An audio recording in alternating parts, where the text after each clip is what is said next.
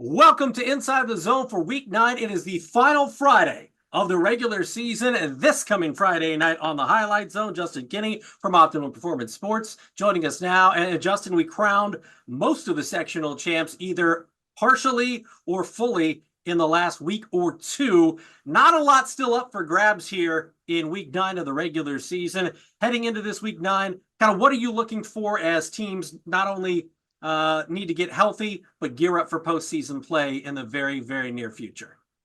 Well, it's everybody's final tune-up until it's win or go home. So if for coaches, you want to work out any little kinks you have. You want to try to stay as healthy as possible. Maybe you start looking ahead a little bit to what you need to try out Friday in anticipation of your week one sectional game. So it's all over the place for coaches and for programs too. They just want to get some momentum. The old adage, you want to play your best game, your best football entering week 10. Well, this is your last opportunity to get ready for that.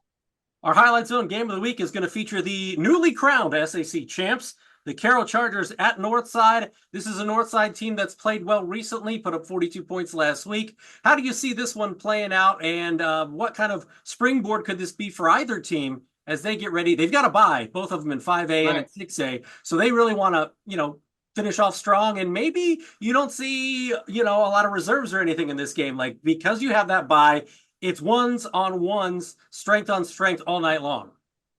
Yeah, there's not going to be any in terms of holding anything back in this game. Carroll wants to go undefeated in the SAC. With a win, they do. Northside wants to prove that their play of late is legit. And if they can knock off Carroll, man, that'd be a huge boost to them as they prepare for the top team in Class 5A to open the postseason in Concord. So in this game, I mean, you look at Jimmy Sullivan's really hit his stride the last several weeks. Is looking like the Jimmy Sullivan that we saw over the stretch run his sophomore season when Carroll went to a state championship game. And how about Northside? I mean, that was a surprise outside of Southside Lures last week. That was kind of the surprise score, beating Wayne by 30 points. Tristan Newsom, huge game. Sophomore Malik Moore with a huge game. I mean, there's talent all over for Northside, and it seems like they're putting it together. Can they continue that? It'll be a big challenge on Friday.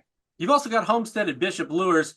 How much does this need to be a get-right game for Lures? Because we've seen them flip the script in the postseason in years past, but you would like to go in with some momentum, especially now that you jump up to 3A. And for Homestead, they've been a different team when Michael White has been healthy. But as we've talked about a lot, inconsistency has been an issue, and it certainly isn't going to be easy when they get into their 6A sectional the week after this. Yeah, in a perfect world, if you're Homestead, you come out and you're able to make some big plays and bury Bishop Lures, because if you can't do that against a 3A team, good luck going down or taking on Hamilton Southeastern in round one. And no Fishers or Noblesville is waiting. So Homestead needs to come out and really dominate this football game. Bishop Lures would love to bounce back, but just that offense, just we're still waiting for it to get going. But we're 2 months into the season. You are what you are, and Lures has some serious limitations offensively. And that is what Homestead's going to focus on to limit Sam Stewart and company on that defensive front seven. Limiting that running attack for Bishop Lures is key, and that will be a big factor in deciding this one at Lures Field. Let's talk about the Northeast State, because East Noble clinched at least a share of the NE8 title last week. It wasn't close, and they traveled to Belmont this week. No disrespect to Nick Hall and company, but obviously East Noble is going to be a real big favorite in that one. DeKalb is at Leo, and that could be an interesting game based on the fact that, Leo lost a tight one. They want to get things rolling. They know what it takes to, make a deep run in the postseason. We saw it last year. And DeKalb, Caden Hinkle, 261 yards last week, rushing 6 touchdowns. Obviously, the game plan, if you're Leo, is to stop the running game, which is something you're going to need in your back pocket when you get to the playoffs. And this is one of those games where you're like, how much do you show? Because they'll play a week later in the sectional, which how the draw factored out. So it's not like you hold a lot back, but maybe some of those trick plays you hold back a little bit. The big thing for DeKalb is being able to open holes for Caden Hinkle. They're at their best when they can run the football. Leo is going to be an angry football team after what happened last Friday against Columbia City. Can they channel that anger positively instead of maybe letting it envelop them and really affect them mentally? We'll see if they can get it right, get a win, and then the two teams come back 7 days later and play again. Yeah, why not? Why not? Why not? Let's do it. Although that game, let's see. This one's at Leo. The playoff game will be at DeKalb, so at least they switched sites. At least there's that. Right. Yes. That's really not much, but that's all I got. That's all I got. In the ACAC, Adams Central travels to Woodland. The Jets won the game of the week last week against Bluffton down at the landing strip. Woodland continues to improve. They've won 4 in a row going into this one. But man, that's tough sledding against Adams Central. If you're AC, you obviously want to win this game, but you also want to get ready for a long postseason run. They know how to do it. They've been to state 3 years in a row, but never in 2A.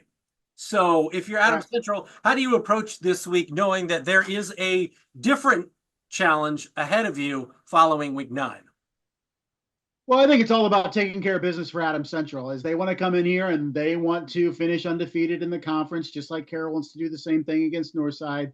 And as upstart as Woodland is, Adams Central wants to show that, yes, it still owns this league. So Adams Central is so good at getting off to quick starts. We see it time and time again. There may be no program better getting off to quick starts in this area than Adams Central. Consistently, you see them up 1, 2, 3 touchdowns after the first quarter. Mm-hmm. And I think that's going to be key again this week with Woodland riding high, 5 straight wins. Can Adams Central get up early, really instill its will, and then coast to a victory? But all credit to Woodland, a great season thus far under Brock Rohrabacher year 1. They could potentially make some noise in the sectional. They just need to survive Friday.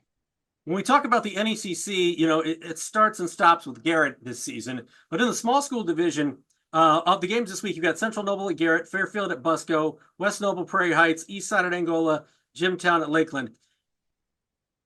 Churubusco, the 58-0 loss to West Noble, I don't know, it was a head scratcher that there was that big of a gap last Friday. If you're Churubusco and you're Paul Sade, you've had a great season really up until that point.